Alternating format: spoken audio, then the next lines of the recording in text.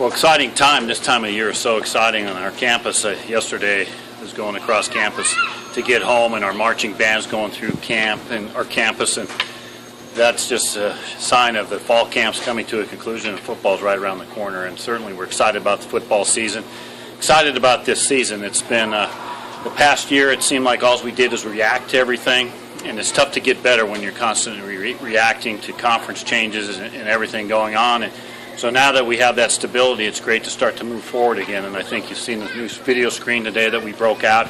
I think it's a great addition to this Kibbe Dome. It's going to create more atmosphere into this place, and I think it's really going to help our attendance and really help our football team in the long run. So, any questions? What has the reception been like so far since you've hired Coach Petrino? It's been great. He's really resonated very well with our fan base. If you had the opportunity to hear him talk about his plan, he has a detailed, organized plan, and the discipline that he's brought into the program has been tremendous. At the end of fall semester last year, our academic performance was very poor. I think our grade point was barely above a 2.0. In the spring, he immediately got it up to 2.5. Summer school just completed, and those kids achieved about a 3.0 in the classroom. So that has been tremendous, because you cannot perform at the University of Idaho if you don't get it done in the classroom. So his discipline, his preparation, and how he's teaching these football players, our future is very bright. Rob, I know you've gone up to Coeur d'Alene and down to southern Idaho with Petrino. What's the reception been like with Vandals that aren't near Moscow with Petrino? Very positive, just because of the way he approaches it and the way he interacts with our fans, and not being gregarious and showing a lot of charisma, but it's just the detail that he explains how he's going to build this program and the process he's going through. It's very impressive. You've had the opportunity to sit with him and learn how he's doing things and how he's progressing. And every day, what he has said from day one, we're going to get better every day. And I think we've gotten better every day in all aspects of this football program. Rob, there are a lot of changes, obviously. What are your expectations for Coach on the field with his team this season? Well, my expectations are this. One is I want to see a disciplined team that's well coached, that's prepared, and that competes to the end. And that's just where it goes. I don't have any expectations. I'll never talk about wins and losses. I just think if you do those four things, the success will follow. And I really believe that what he's taught these kids, that if we get into a situation when that game's close in the fourth quarter, we're going to have a tremendous opportunity to be successful. You talk about discipline a lot. What other things have you seen since last year in changing this team? How those kids carry themselves, how they carry themselves across campus, how they sit in a team meeting room, how they interact when we bring our academic people across campus to talk to them about how they should be in the classroom and how they sit and how they pay attention. When you talk to Coach Petrino, he'll say, put your both feet on the floor, sit up straight, and give me your eyes. And that happens every time. So that's a great example. And then just, again, the way they handle themselves across campus and what he's preached from day one. He said, be proud to be a Vandal. Be proud to be a Vandal. Wear your stuff with pride. Interact with the student body. And be good people. And that's what I'm seeing. And, of course, what we're seeing on the football field. How many penalties did you see today? A few on the scout team. I don't think you've seen very many penalties on with the ones, and that's the expectation, is we will be disciplined. We won't have penalties. Anything else for Rob? Rob, as far as things like the scoreboard, it looks like there's new bulbs also in these boards here. Some of those things. What did it take to get some of those things done? Well, it takes perseverance to get in and sell the sponsorships, which we are very successful doing. And I'm glad you noticed that, Troy, because not only did we get that scoreboard, we had both those boards rebuilt, as well as a score table for basketball, as well as the game clocks and the clocks inside the locker room. So it's been a complete renovation with the scoring system for both football and basketball. But it just takes, again, what I said up front. It was so disappointing to have to react all the time. And then finally, now that we have some stability conference-wise, it's time to start getting better again. And we're going to continue to do that. What do you have on tap in terms of further facilities? Well, the number one thing, it's my dream, and something that needs to happen on this campus eventually, is we need an event center or a convocation center. President Nellis, before he left, assigned a task force to study it. We are in the process of getting some schematics done on a facility that would be on the north side here on that lawn. I think it's the perfect location. You have your parking, you have a lot of your infrastructure already in place, but that's the number one goal, because if you do that, then one is you're improving the whole campus.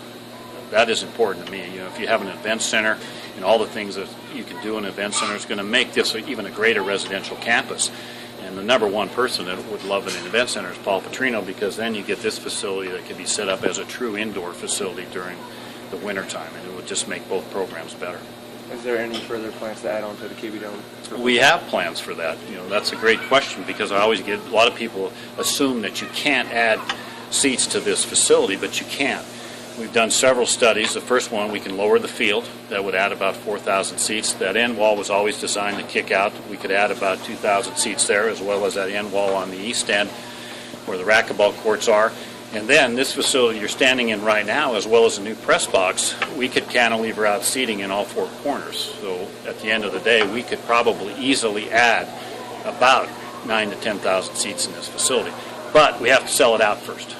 I have to have that leverage to go add seats. We have to sell out what we have, and I think once the fans see the atmosphere in here, I think we're going to be a very good football team. I think we're going to score a lot of points, and I think that's going to generate some fan interest, and then we'll move from there. Rob, you mentioned the players walking around with their heads higher just a little bit. Have you noticed just from the general student population, just the energy level rising with this year's football team? Well, it doesn't matter. This time of the year with all the students coming back on campus, there's a tremendous amount of energy, but it'll be interesting to see how the season progresses, to what happens there. I have a lot of optimism. I think our kids are going to carry themselves very well, and I think you'll see a lot of support from our student body.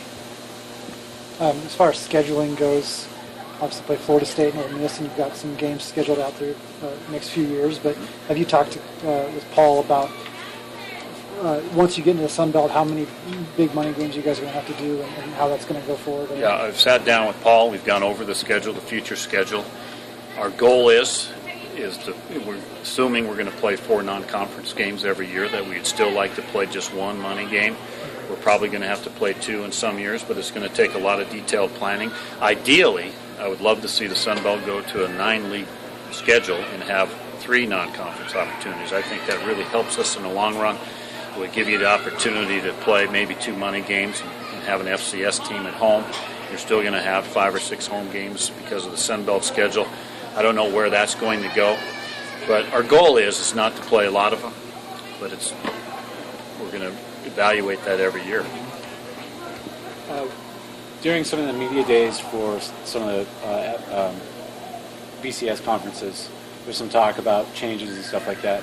What do you foresee as far as college football is concerned, and then where do you think Idaho's position in that potential change that could come? I've said this a year ago, that I thought that there was going to be a formal separation with the big conferences, and I think what you're saying is that's starting to materialize. Now, it's slowed down a little bit.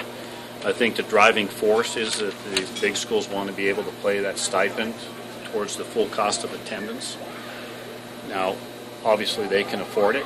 Conferences like the Sun Belt and schools in that, it would be very difficult. It would be a financial strain. I think that's going to drive it. If it doesn't materialize, I think you'll see a full separation. I do think that the NCAA will probably most likely change their governance model. And if that happens, what I think would happen is it would position the University of Idaho to be in a second tier. We keep talking Division 4. Let's assume Division 4 is the top tier. And then you're going to have a tier underneath. I think the University of Idaho fits very well there. I think what we've done by staying FBS and going independent and then getting into the Sun Belt, I think we've established a foothold there that we're going to stay in that tier 2. And we're in a lot better position to negotiate there. And I think if you look at a map and you look at all the FBS schools, you'll see a huge void in the Northwest. And I really think there needs to be another FBS or Tier 2 type conference in the Northwest, and at some point in time, I think that happens. That would presumably involve some Big Sky schools. It would. It would. Is this kind of what you see, or are you hearing this from other athletic directors and stuff like that? We all talk. What I've given you today is really my opinion, based on what I see and what I see happening. Any talks with further talks with Boise State at all? It looks like the schedules don't match up as far as the next few years, but We haven't had any talk playing football, and I wish we could get that game. I think, again, it's healthy for the state. I was just looking today. I see that Utah State opens at Utah. They're a Pac-12 school playing a now Mountain West School, they continue to keep that rivalry alive. I think we should do it in this state. But I do like our position right now. Again, if I showed you a map and you look at the FBS schools and you look north of Boise and the FBS schools in that region, Pac-12 only has so many scholarships to offer. If you want to play at the highest level of football north of Boise, it's Idaho.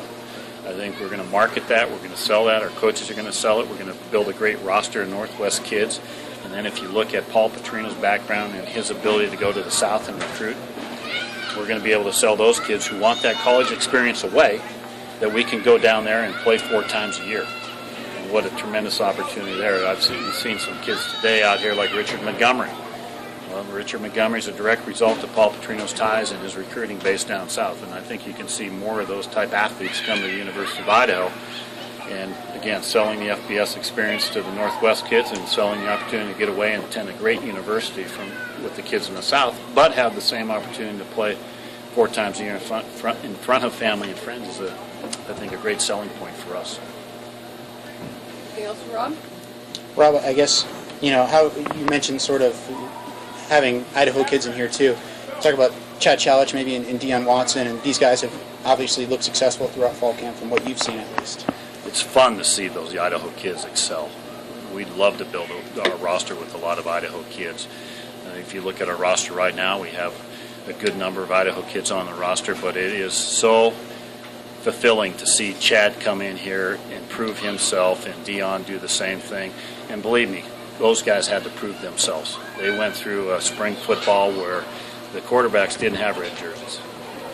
Both those kids had to show toughness. They had to show the ability to compete. And they've, from my understanding and what I've seen out here, they've exceeded expectations, and they're very deserving of where they're at. So we'll have to see who starts that opening football game. Do you hear from boosters that are excited because there's local kids playing key roles? Sure.